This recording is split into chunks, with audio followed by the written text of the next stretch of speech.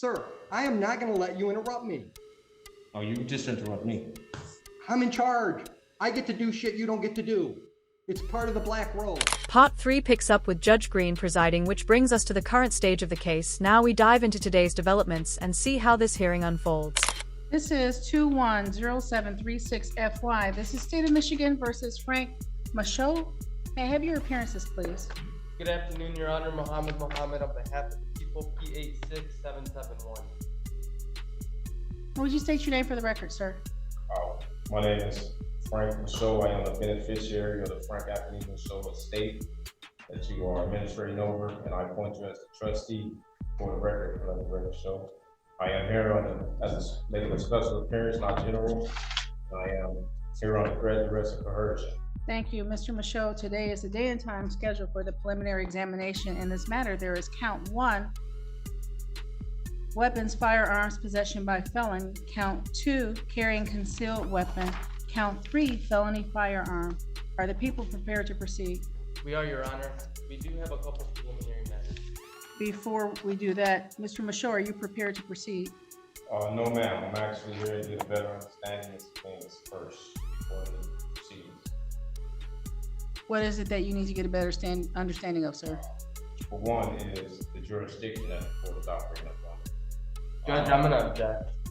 The court has made a decision on this motion previously. Both you and Judge Oakley have ruled on this, so I'm going to object. Mr. Mohammed, hold on one second. Mr. Mohammed, what we will do is let Mr. Michaud make his record. Yes, ma'am. Okay. The Constitution and the Sixth Amendment grants me the right to know the nature and the cause of the action. The jurisdiction that you are operating upon for the record.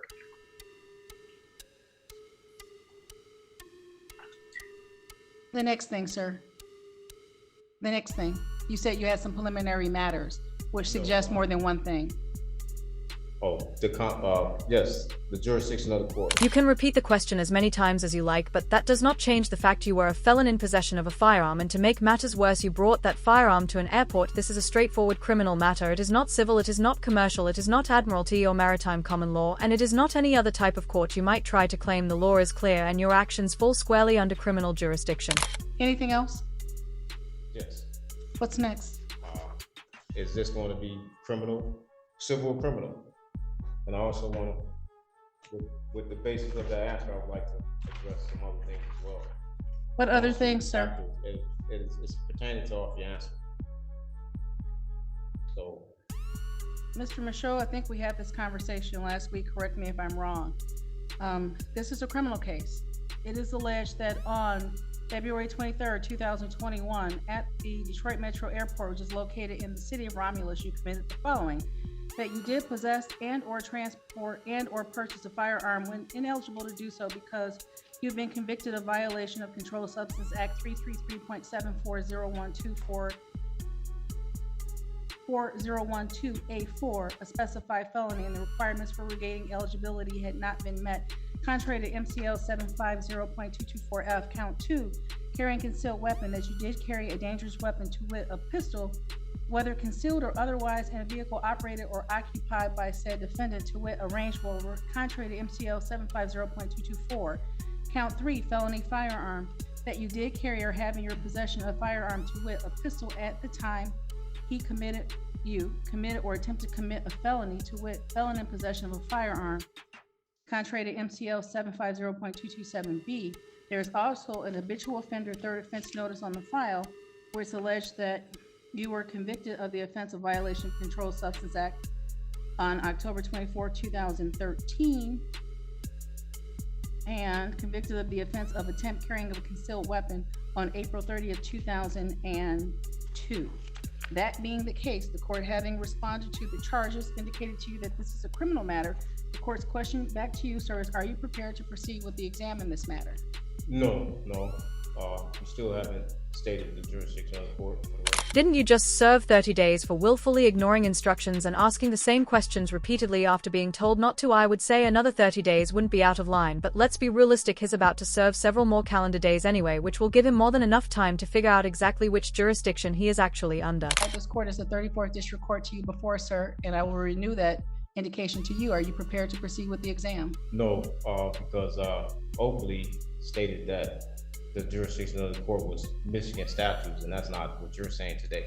Chief Judge Brian Oakley, you had a conversation with him about a month ago. We're having a conversation, well, we're having a hearing today.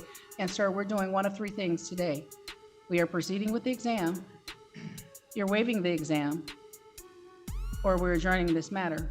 Your response to my question right now is one of those three things. What are we doing this afternoon? And you also stated that you addressed me having questions, and I had another question pertaining off your answer, and I wanted to read that. Mr. Michaud, no, we're not doing this afternoon. Exam, waiver.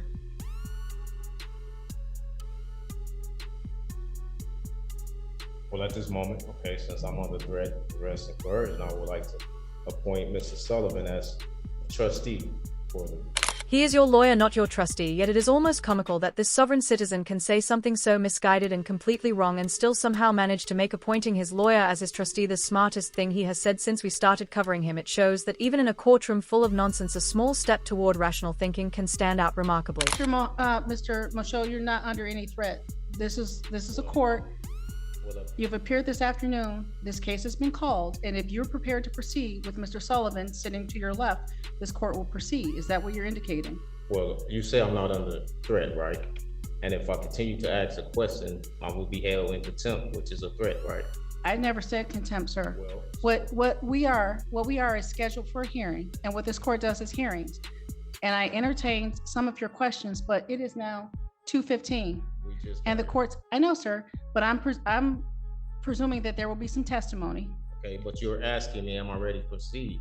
And while you're asking me, you also telling me that we're about to proceed. So you're not actually giving me the right to answer the question. You also making it seem like you're threatening me. So, Mr. Michaud, I'm interrupting you to tell you that I'm not threatening you. Okay, but I've answered all that needs to be answered from this court to proceed with either the exam, a waiver. Okay, all right. But you haven't answered the questions that I have asked. I said I had another question, and you're still not allowing me to ask the question. So do I have the right to ask? What's your question, Mr. Michaud? I just want to ask you, as far as hold on one second. I want to read this for you. No, sir. You had a question. What is your question? Can you help me understand this? Okay, according to 27 CFR 7211, it say all crimes are commercial and must have nature and cause and be prosecuted in the name of the people of the states as a real party in interest, not the people of the state, the corporation, the fiction. This is 20 FCFR, right? So I'll need you to elaborate on this code for me, please, and thank you. Mr. Michaud, this court will decline to elaborate or respond to that because this afternoon we are here to determine if the prosecution is able to show that a crime has been committed and that probable cause exists to believe that you are in commission of that crime. That is what we're doing this afternoon. I understand, but Okay. it says that possession of a deadly weapon is a commercial crime, so I need to have a better understanding if this is a commercial crime. You said this is a crime and there is no injured party where I hurt anyone. You haven't gave me the right to face my accuser, and it tells me under this code 27 CFR 72.11, all crimes are commercial. A deadly weapon is considered a commercial crime. So I understand that commercial is civil, but you're telling me this is criminal. So how is it criminal? And it says if there must be an injured party for a corpus delicti, for the record, an injured party, and you haven't presented an injured party for the record. So, I mean, can you elaborate on what jurisdiction you're operating under? Is this civil or criminal? Because it doesn't make sense to me. You can say that again because it perfectly sums up the situation. Even in the middle of all the chaos and absurd claims, that one small moment of sense really stands out and deserves to be repeated. Mr. Michaud, you're asking a compound question, so I'm going to try to answer it. Last week and just now, you indicated a right to face your accusers. And you indicated that the court will be presenting something. The court is not presenting anything. The court will take testimony this afternoon and review evidence, documents, videos, whatever it is that either Mr. Mohammed or Mr. Sullivan or Mr. Sullivan, on your behalf, presents to this court. You want the right to face your accusers. I don't know who Mr. Mohammed is calling to give testimony this afternoon. I don't know who, if anyone, Mr. Sullivan is calling to give testimony this afternoon. That being the case, sir, are you prepared to proceed with the exam? Okay, so the Chief Oakley said that he stated for the record that my accuser was the state of Michigan. And here in this code, it says, the prosecuted in the name of the people of the states, not as the people of the state of Michigan. So what he said is contradiction to this code, and it's 27, Code of Federal Regulations, 27, 7211, all crimes are commercial. So I still need to, I don't understand. You were in front of Judge Oakley for a probable cause conference, which is basically a scheduling, are we having an exam? Is there a plea or is there a waiver? For some reason, that didn't happen with Judge Oakley. You then had a PCC with Judge Green. Then you were with me for PCC last week. I asked you questions, you wouldn't respond, but I tried to answer your questions. And the people twice demanded an exam. And when you would not answer my questions, I scheduled the exam. Mr. Michaud, your only response right now is yes or no. Are you prepared to proceed with the exam this afternoon?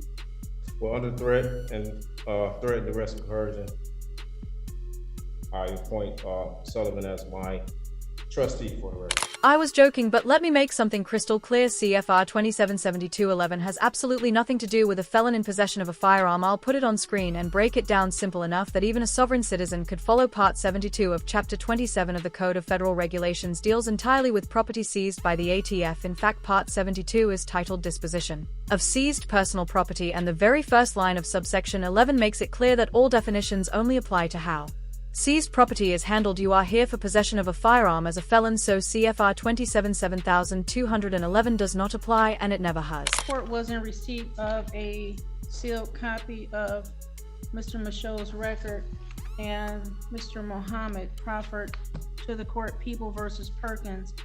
And Mr. Sullivan, the court has had the opportunity to review the opinion, and it does indicate that the defendant bears the burden of producing evidence to establish that his or her right to possess a firearm has been restored. That being the case, the court is accepting the certified record that was tendered by Mr. Mohammed.